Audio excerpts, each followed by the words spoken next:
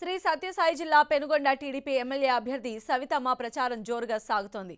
పెనుగొండ పట్టణంలో సవితమ్మ ఇంటింటి ప్రచారం నిర్వహించారు. ప్రతి ఇంటికి వెళ్లి సైకిల్ గుర్తుకు ఓటు వేసి తనను గెలిపించాలని ఆమె ప్రజలను కోరారు.